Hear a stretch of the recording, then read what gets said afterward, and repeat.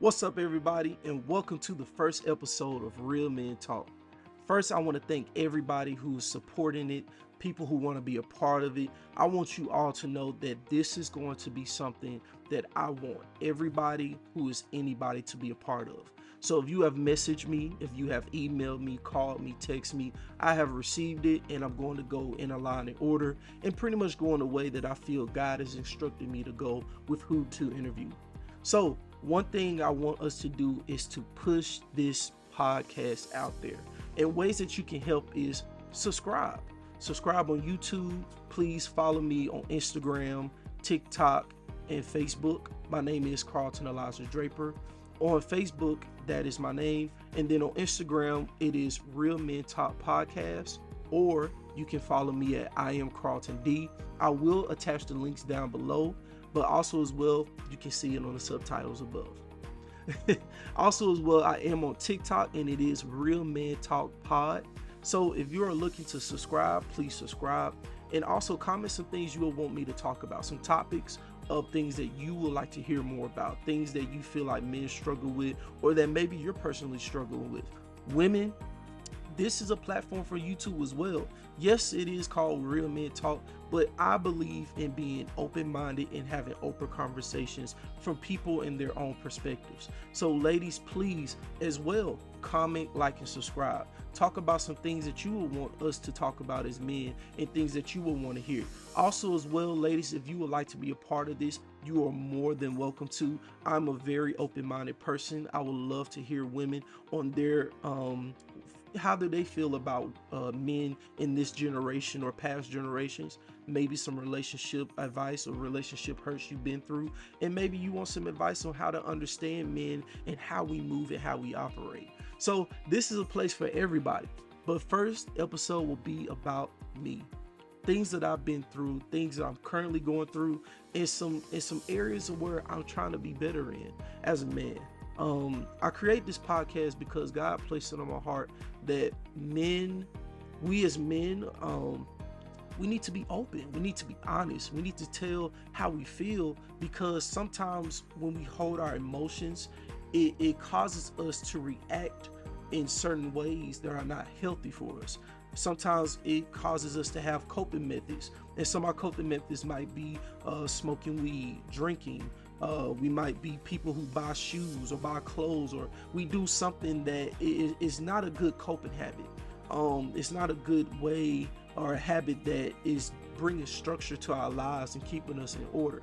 So I created this because maybe this is something that will help you. Maybe somebody who I'm going to interview one day might say something that might touch your heart, or what they've been through, and be like, you know what? I can do it. I can make it. I'm going through a rough season right now, but guess what? It's going to be all right. And so I want this to be a place in a safe space, excuse me. I want this to be a place where you can be yourself. You can tell the struggles and stuff that you go through, and open up and just be real. So today, my topic is about forgiveness and accountability. These are two big words I feel like us as men, we do not talk about. And I think it's so important that we talk about it, is because the fact is that we all have someone who has done us wrong. We've had a past relationship, a family member, a friend, a coworker. I mean, we've had somebody who's done us wrong, and either we don't forgive them, or how we act towards them, it causes us to have to make consequences.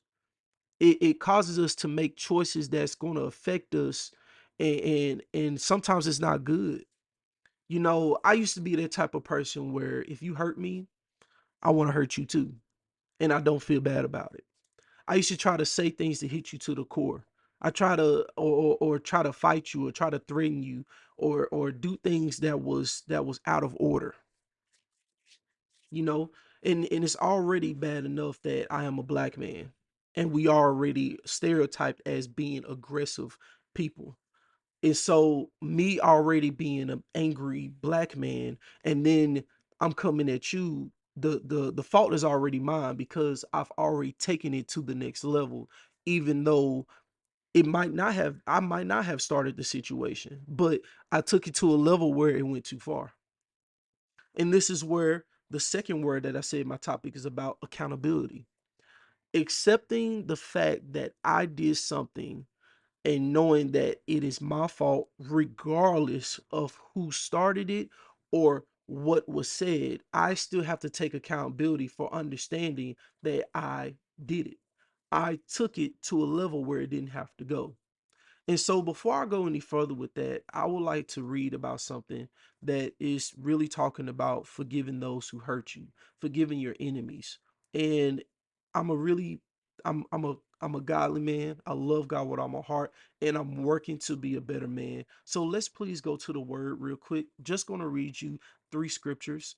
And it starts at Matthew 5:43 through 45. And it says, sorry, I'm a fanboy. Ye have heard that it hath been said, Thou shalt love thy neighbor and hate thy enemy. But I say unto you, love your enemies, bless them that curse you, do good to them that hate you, and pray for them which despitefully use you and, and persecute you, that ye may be children of your Father which is in heaven, for he maketh his sun rise on the evil and on the good, and sendeth rain on the just and on the unjust. And so, I mean, as we can see, y'all, I mean, honestly, eh, I really don't even have to go any farther. It says it right there. Love thy neighbor and hate thy enemy. But I say unto you, love your enemy and bless them that curse you. Do good to them that hate you, and pray for them that despitefully use you and prosecute you.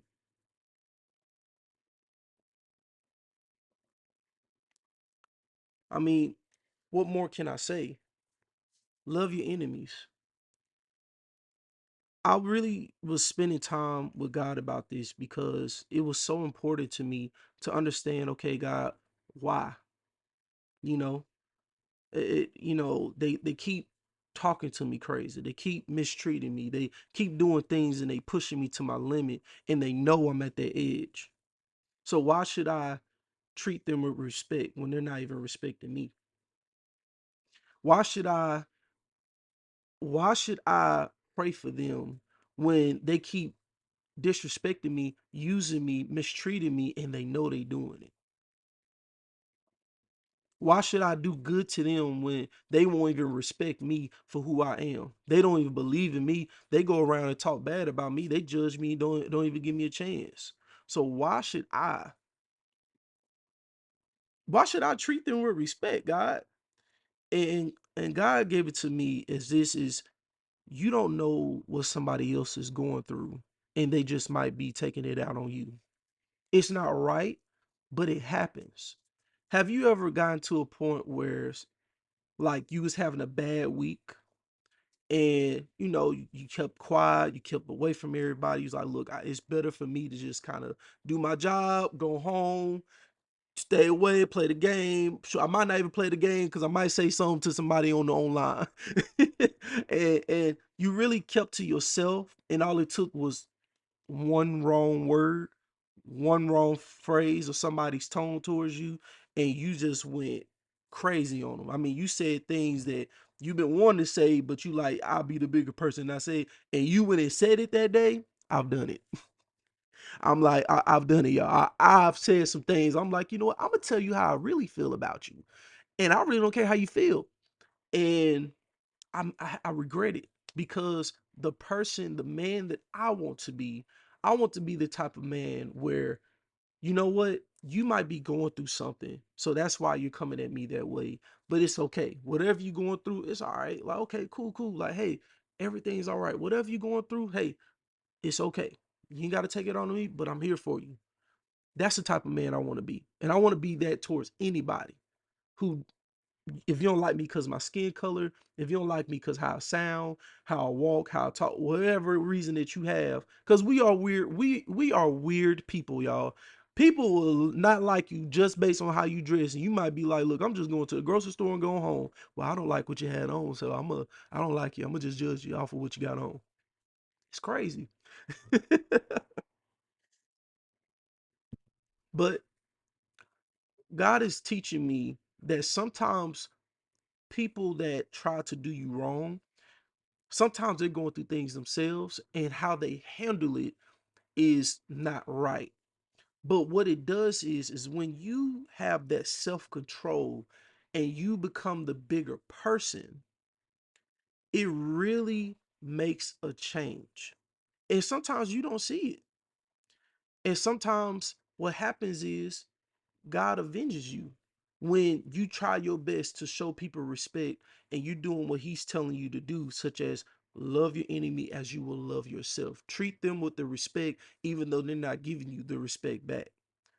And what happens is when you give them that respect, even though they don't deserve it, what happens is God will take control of that situation.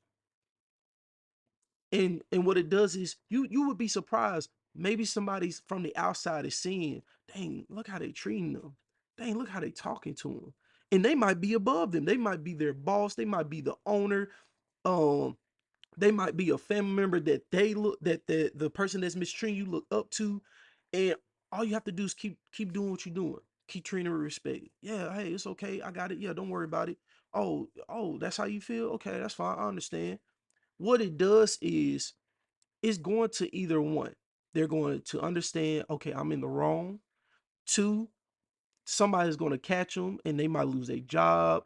The family member might get on to them. They might lose a friend, or their friend confront them and let them know, man, you are in the wrong. Or three, they come to a realization, I just need to leave you alone. And I'm telling you, that's the best feeling ever. When they leave you alone, it's like, oh, whoo, because I was this close to giving you that two-piece with a biscuit, a side, and a large strawberry Fanta. Popeyes. And I was gonna make you choke on the gut thing on the biscuit, boy. I was gonna make you choke on that hard biscuit. Like for real, man. Cause sometimes people push you to a limit and they don't know what you're going through. Those are the worst times too, is when you going through some stuff and you got a smile on your face, but in your mind, you like, man, whoo, boy, if I go through one more thing, I'm gonna explode. And this is where the accountability comes in. Understanding that if I take accountability for my actions or what I'm going through, it helps me to deal with people who do me wrong. So, this is where accountability is very big and important for me, y'all. And this is why I want to talk about me. So, growing up as a young man, my family, amazing family, I mean, awesome people. But me growing up, my mom went through a lot. She was dating some very abusive men, men who mistreated her, who did her wrong. And there was a time where one of her boyfriends was trying to hurt me or kill me as a baby, from what I've been told. This is what I'm being told. So they thought the best thing was to give me to my grandparents, which it was. Grandparents spoiled me, they loved me, treated me like I was their son. And they got sick quick, y'all. Literally, I was turning 5, grandma died. Turned 8, grandpa died. And I couldn't go back to my mom because, whatever she was going through, and she wasn't able to get me like she wanted to. So I ended up moving to Memphis, Tennessee with my auntie and uncle. And it was good. I mean, y'all, I had every pair of Jordans. I ain't really lack for nothing. I was a kid. I had toys. I ain't know nothing about no bills. From what I know, life was good. And my uncle had anger issues, but and I'm gonna get into that, but let's stay focused on my uncle had anger issues. I was gonna go into I understand why, but let's focus on my uncle had anger issues, and I was a troublesome kid. Let's be real. So I got in trouble a lot. I got suspended. I got ISS. I got in trouble a lot. and my uncle worked at the school where I was getting in trouble at.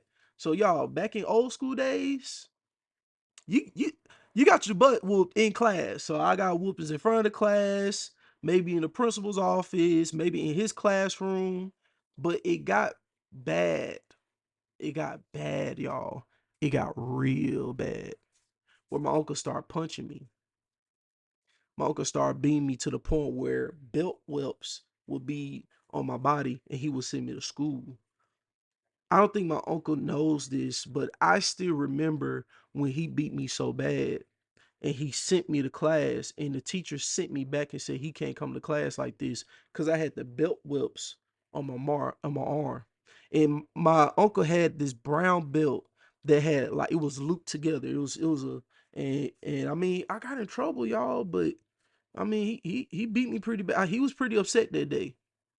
And we was in his classroom and he got a cold Coke, canned Coke, and he rubbed it on my arm until and he kept me in the classroom until my whips went down, you know? And I mean, y'all, I was a trouble kid. I was a trouble kid, but he beat me pretty bad. But I also went to a school in Mississippi called DeSoto Elementary. Y'all, this wasn't the most racist school, I promise you. Y'all, we was in there singing Win Dixie. I didn't even know I didn't even know I was in there singing a racist song. I'm in there cheering for the Confederate flag, wondering why like the other five black students ain't singing it. They sitting on the ground, and I'm like, this is a participation grade. I'm finna get this A. And y'all, peer pressure was bad. I'm talking about what the other boys could do, I couldn't do. But I used to do it because I'm like, I didn't know it was wrong. And man, I did this one thing and it was bad. Man, my uncle picked me up, punched me straight in my chest. I couldn't breathe. I was like, but y'all, like, my uncle had anger issues. He did. But he was a young man trying to take care of somebody else's kid that wasn't his. And he was still trying to figure out who he was. So how hard is that? You know, I'm not giving him any like I'm not trying to just downplay what he did to me, but I understand that is a lot of pressure to take a child who is 5 years old and you're a young man who just graduated from college, don't get paid a lot of money because he was a teacher at the time, and you're trying to take care of a young man that's not yours, you know?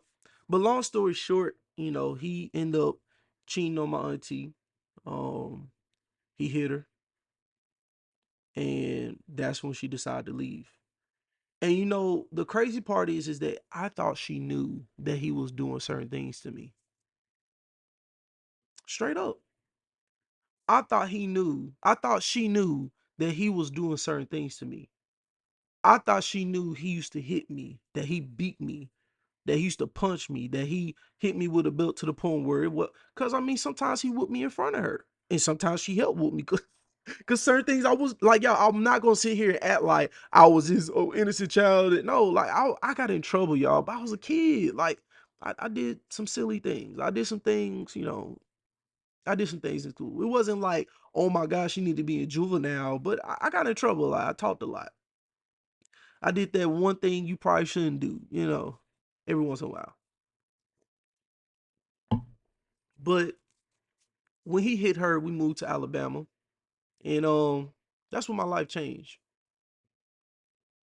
But I had so much anger inside of me, cause at this time too, this is when around the time I found out that the woman I was calling my auntie was my mom. Y'all, I have a good memory, like really good memory. Like I can remember some things. And I had so much anger, y'all, because I'm like, so why is my mom taking care of me? You know what I'm saying? Like, what's going on? I thought my mom died because I thought my mom was my grandma. Well, I thought my grandma was my mom, excuse me. So these are things that and if some of y'all like, God, boy, what you went through, like y'all, like Life was confusing, life was crazy, but in the midst of that, y'all, I still had everything that I needed when it came to material things. But when it came to love and stuff, I mean, my uncle, he coached me in basketball. I love basketball. I was really good in basketball. He worked hard on me in basketball. And like, I'm not gonna sit here and just downgrade this man like he didn't do everything for me. He did. He went and bought me a basketball goal. He used to take me to car shows. He helped me, like he showed me like how to fix cars. He gave me like the love of old, because he used to buy old schools. That was his hobby. And so I fell in love with cars. You know what I'm saying? And you know, at the midst of that, he was becoming a principal, and you know, I mean, he's doing well. He's doing very well. He's become a very good, successful man. And you know, I went through a lot. I did. You know, even though life was good, mentally I went through a lot, y'all. And understanding that my mom, who I was calling auntie, it was confusing. Cause now I had questions of why is she not taking care of me, but she's taking care of my brother and sister at the time too. So these are things that I was going through mentally, y'all. So now we all the way in Alabama, staying with my other auntie, which is my auntie's sister. Not saying any names because nobody's business. It's like six of us in a trailer home, y'all. It was terrible. I was sleeping on a futon.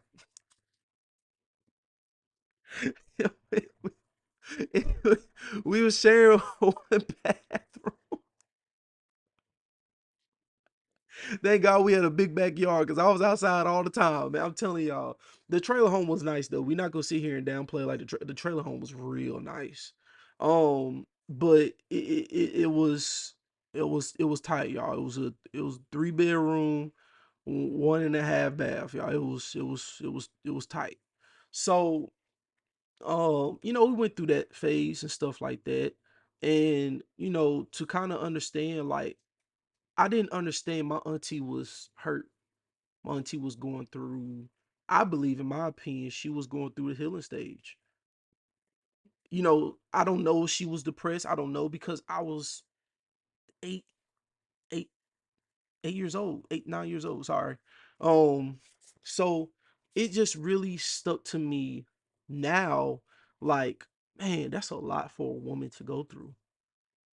You know, in my opinion, I'm like, why she not spending time with me? You know, I don't feel like she really talked to me. I don't really feel like she loved me. As soon as we go somewhere, we come back, she's straight watching TV and, you know, not really spending time with me. We might go to the movies here and there, you know, but she not really spending time with me, but not understanding that she was a broken woman trying to heal. And so still was the bad boy, still getting in trouble. Not as much, but I was getting in trouble, y'all. Like, I was getting in trouble for silly little things because I was trying to fit in. So let's fast forward to around 14 years old.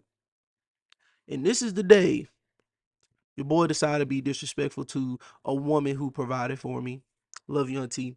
And she said, well, you can go.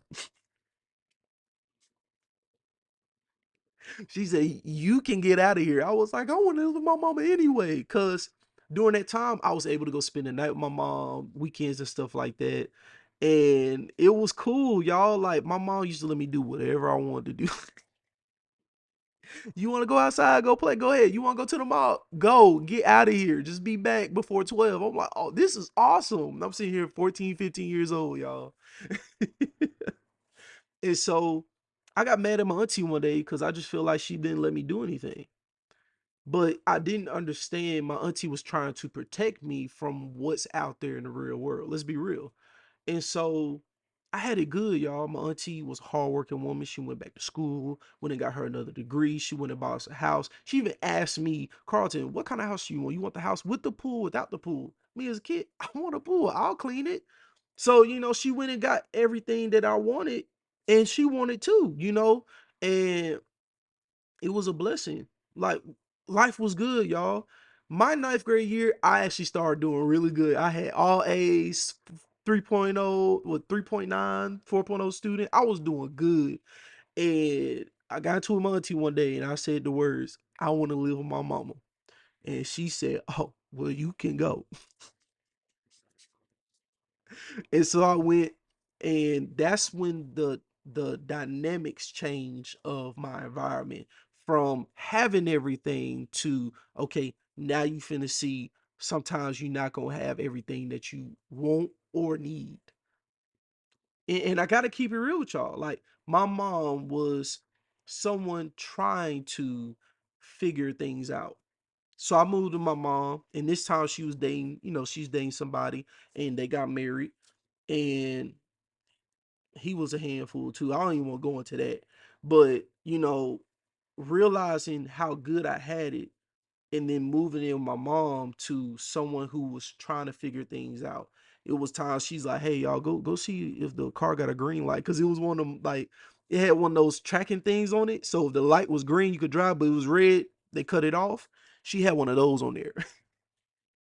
if you from the hood, you know what I'm talking about. You ain't pay the car no. Hey, guess what? We finna turn it off tomorrow. Um, but I gotta make it to work. Not today. But I just want you to know, like, I really started to understand the dynamics of, like, wow, I had it good. And my mom did everything she could at the time, but she didn't have a good she had a job, but it wasn't the best paying job. She worked with special needs. She was a aide, I believe, and she did her best to take care of two kids plus one, and we all becoming teenagers. And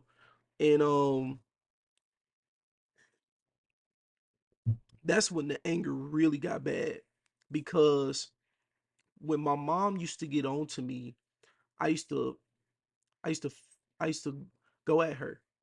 I used to try to say hurtful things. Man, how dare you try to tell me I can't do something? You don't never support me. You should support me after all these years you didn't take care. Like, I used to say some really disrespectful stuff. And that's the accountability. And that disrespectful stuff, it cost me some things. It cost me basketball, it cost me football, because I had anger. So now I'm going to a school where nobody know me. And at first it was cool, but then people start trying me, and then when I reacted, oh, it was above and beyond. I'm talking about, I ain't care how big you was, I ain't care who you was, and you might have been joking with me, but because of I'm always on the defense, man, I'm trying to fight anybody and everybody. I don't care how many people it is, I don't care who you is. It is what it is. Win or lose, I bet you I'll throw these hands. Foolishness. I mean, straight foolishness, y'all. Because I was a broken, bitter, and hurt young man. I didn't understand why my mom didn't take care of me. Why my mom didn't even try to come get me. Why did it take all this time for me to find out that you was my mom at 8 years old? And why is it you can have my brother and sister, but you couldn't have me? This is what I'm going through. This is what I'm thinking of. So now I'm living with you, and you have a chance of making up. And I feel like you're not supporting me in things that I feel like you should support me in. Because, y'all, I was good in sports. But see, this is where it comes to the accountability part. My mom supported me, but she didn't support my attitude. Y'all, this podcast is going to be a life changer. I'm telling y'all, because it's so true what I just said. My mom supported me, she just did not support my attitude. And she had every right to. But I felt that you should have sat down and talked with me and told me why did things happen, why the decisions made. And I feel like that would have made me understand, but at the same time maybe not, because as mad as I was, oh y'all, I was a ticking time bomb. I had unforgiveness. If things were going good, it better stay good, and you better not say nothing to me. If I want to go do something, guess what, you better let me go do it. And if you don't let me go do it, guess what, I'm gonna flare out, I'm gonna go off, and I'm gonna let you know how I really feel, and I might still go do it. Being real, like, these are things that I went through mentally, trying to understand Why is it that I'm being treated the way I'm being treated? But it was a misunderstanding. And that's what anger does to you. That's what brokenness does to you. It makes things seem as though they aren't. Sorry, y'all. I did go a little I did go a little, a little Bible-ish, but like being real, like sometimes things aren't what they seem. When you are so mad and hurt and broken, somebody could say something so simple. Man, somebody could say something about, man, hey, your shoe untied. And you go off because you like, man, what you mean my shoe untied, dog? Ain't nothing wrong with my shoe. Man, my shoe's better than your. Like, simple stuff. Like, simple stuff. Somebody might be like, oh, bro, what you got on? Man, what you mean I got on? Bro, I'm just trying to say you clean, bro. Like, chill. Like, why you on edge all the time? And that's the type of person I was, y'all. If you know Carlton, you know, hey, bro, you gotta watch how you talk to him. And see what that did was too, it made people not want to be around me. Accountability. Y'all, I'm telling y'all, I'm telling my story, but I'm telling it from a perspective of a man who's healed and a man who understands a lot of decisions I made cost me my future. If you knew me in sports, see, I say I could have made it to the NBA. I could have made it to the NBA, but I definitely could have been overseas professionally for sure. If you knew my hops and you knew my jump shot, and I had a couple of moves, and I played defense, your boy was like that. You, if you went to school with me, and even if you went to college with, and you saw me play, you knew I was like that for real. But my attitude messed me up with a lot of opportunities. It messed me up with overseas. It messed me up with the NBA because I had an NBA tryout 3, 4 years ago. 3 years ago. It messed me up with opportunities with modeling and acting. My attitude cost me things because the unforgiveness I had in my heart. I felt like, you know, man, I'm better than you. I'm better than this. Like, what you mean? Why you not choosing me? My attitude, accountability, y'all. Taking accountability to understand that my attitude cost me some things. My unforgiveness cost me some things. And as a man, if somebody does something to you, the Bible said it itself. It said, love your enemies. Pray for those. Love, pray, and respect. Because what happens is people who you feel have wronged you, when you treat them with respect, it teaches you how to forgive them, even if you don't have to say it to them. There are times where you can forgive somebody without even have to telling them that you forgive them. Do you know how powerful that is? For you to forgive somebody and you don't even have to tell them that you forgive them? You know how powerful it is for you to forgive and let go? It doesn't mean that you have to go talk to them and conversate with them and develop a relationship with them. No. You can forgive and move on with life. Cuz sometimes your enemy is really not your enemy. It's just a hurt person going through some things and they might be taking it out on you. So if you learn how to forgive and be like, you know what, whatever you're going through, it's cool. I still got respect for you. I still love you. I still gonna treat you like whoever you are. And I'm gonna treat you like you're somebody because you are. What it does is it helps you as a person to understand it's the bigger me.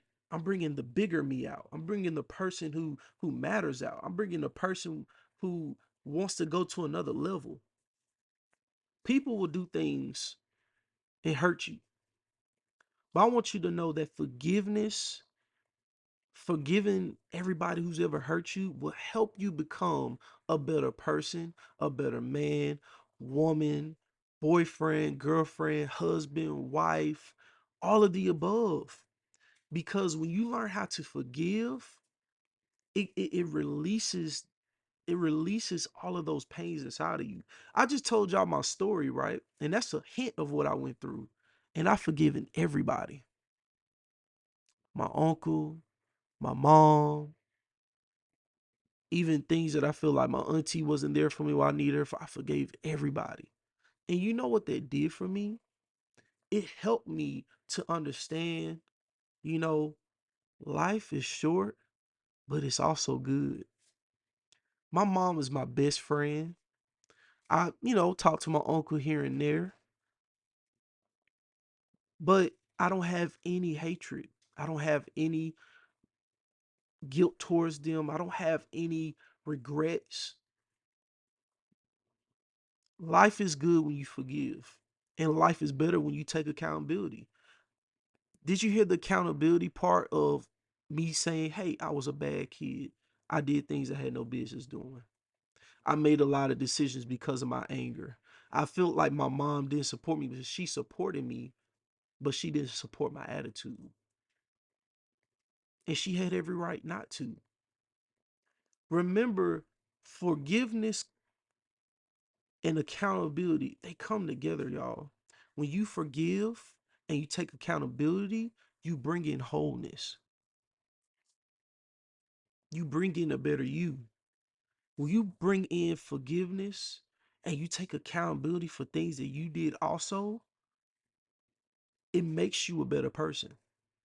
So I want you to realize that today is a day where you can forgive those who've done wrong to you. And if you can have the conversation with them, have the conversation. Have it. Be the bigger person. Look, if you can have the conversation and y'all get tense where, hey, let's take a breather, let me walk out and then come back in, have the conversation. Because you never know, your perspective might be totally different from theirs, and y'all just might just need to come to a compromise and forgive and move on. You never know what your relationship, how far it can go if you learn how to forgive. If you learn how to talk through it, how to be the bigger person. I'm telling y'all, I had to talk with my mom, and it helped me so much to realize, you know what? You wanted what was best for me. You protected me. You loved me. You were there for me even though I felt like you weren't. You were. I learned these things because I had to talk. But one, I had to forgive. And when I forgave, man, life got better. How I interacted with people got better. How I treated females got better. How my dating life was better. Opportunities opened up for me. I'm telling y'all, when you show love and respect and you bring in forgiveness with it, it opens doors that no man can close. This is facts. You're talking to a walking testimony, and I'm still in the testimony, and I'm still walking strong, and I'm still becoming things that I've always wanted to become. But when I walked in unforgiveness, opportunities came, but because of the hatred, the bitterness, the unforgiveness, and the pride, it caused doors to close. Sometimes unforgiveness causes doors to close, and forgiveness causes doors to open.